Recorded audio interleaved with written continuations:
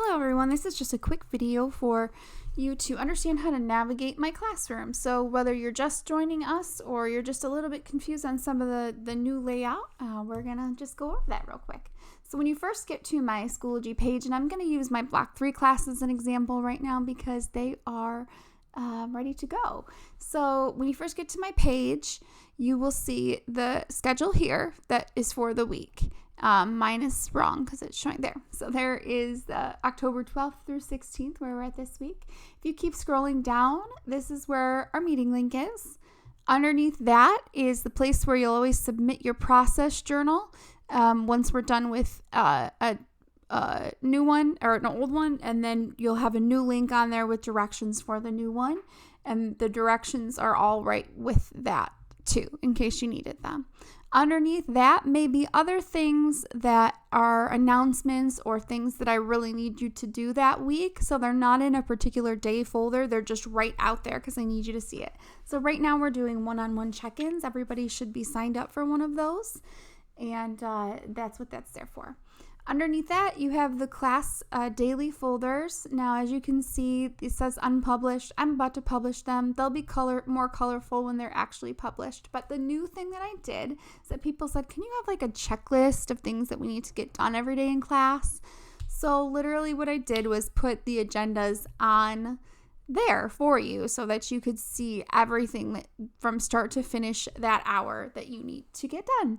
So that's what I did for you on all of them right in front of it. And then down here is a white folder that has all of our process journal assignments, both past and present. I do not have number 1 in there because I wasn't doing my format like this when we did number 1. So that's okay though. That was just kind of a test week with the process journal. All right, and then the next folder is our past materials folder, which just has everything from those weeks in it, and they're all labeled. Underneath that is course materials. So the process journal template for you to copy weekly slides from are in there, the syllabus and the process journal lesson plans. I'm going to show you how to copy the process journal template slides. So right here is our process journal.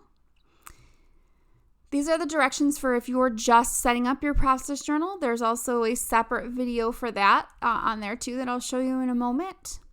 But if you want to just copy the slides that you need for that day or week, I guess for that process journal, then you will hold on to the slides that you need on the side here. Click on the ones that you need. You might have to hit Control-click if you're a Mac user, and if you're a Chromebook user, you could right-click and hit copy, and then copy one slide at a time into your own, you paste it right there into the left-hand side.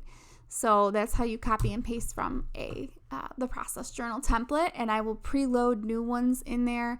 Every time I'll have a stop because we're not going any further there yet, but that's where we are in the moment in this particular class. Okay, so we're going to come back here to our main Schoology page, and the other thing is I just